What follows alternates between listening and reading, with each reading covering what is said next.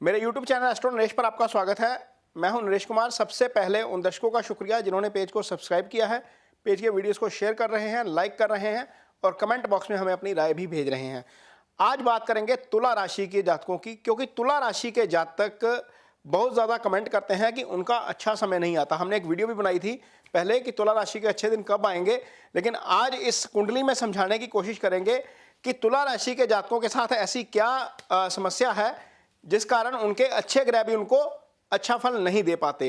तो सामान्य तौर पर जब आप किसी एस्ट्रोलॉजर के पास जाते हैं तो वो आपकी लगन कुंडली देखता है, जो हमने एक साइड पे लगाई हुई है। ये तुला राशि की कुंडली है और तुला राशि एक ऐसी राशि है या तुला लगन एक ऐसा लगन है कह लीजिए जिसमें सारे उच्च के ग्रह नीच का प्रभाव देना शुरू कर देते हैं।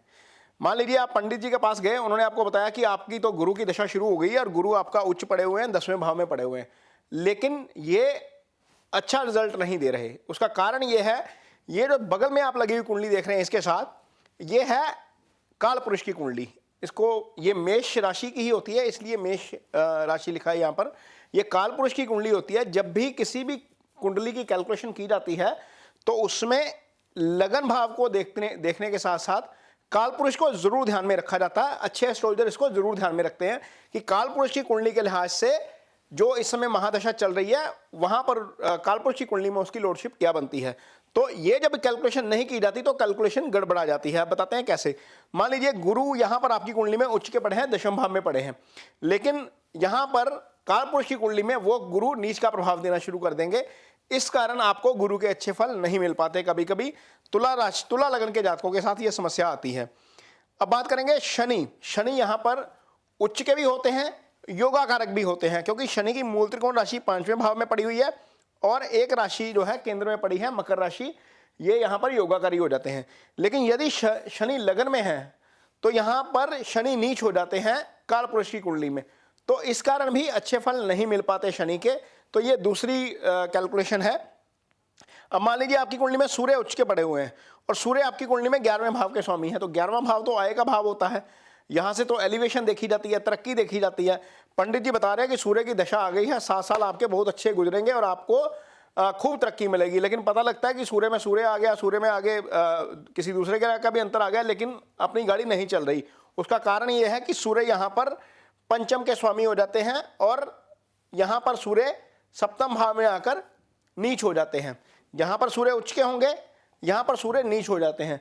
तो हालांकि केंद्र में ही रहेंगे लेकिन वो नीच के रहेंगे। पंचम का स्वामी होना बुरा नहीं है क्योंकि वो त्रिकोण है, लेकिन आपकी कुंडली में वो पंचम के नहीं है, आपकी कुंडली में वो 11वें भाव के स्वामी रहेंगे। इस कारण भी कैलकुलेशन गड़बड़ा जाती है। अब आगे बात करेंगे मंगल की। मंगल यहाँ पर उच्च के हो जाते हैं 4थे भाव में।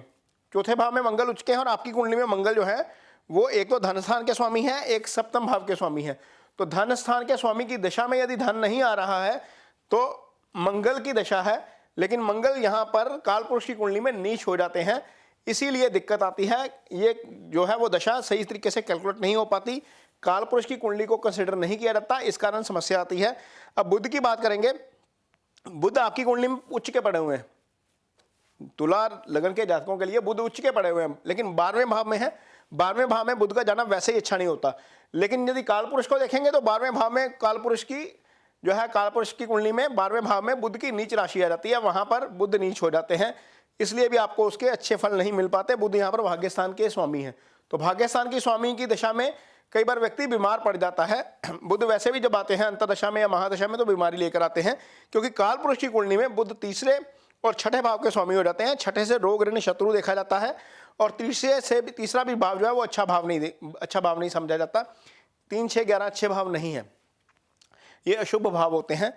और यदि हम इसको देखते हैं दूसरी तरफ चंद्रमा के इसको नजरिए से देखते हैं तो चंद्रमा यहाँ पर आपकी कुंडली में उच्च के हो जाएंगे, लेकिन कालपुरुष की कुंडली में यहाँ पर चंद्रमा की नीच राशि पड़ी हुई है, वृश्चिक राशि, तो वहां पर नीच के भी प्रभाव करना शुरू कर देंगे साथ साथ ही।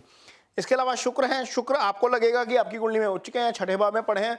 शुक्र लग्जरी के कारक हैं, आपको खूब जो है वो लग्जरी मिलनी चाहिए, कंफर्ट मिलना चाहिए, आपको कार गाड़ी बंगला मकान मिलना चाहिए। एस्ट्रोलॉजर बता रहे हैं कि आपको शुक्र की दशा में बहुत अच्छा फल मिलेगा, क्योंकि शुक्र लग्नेश भी हैं।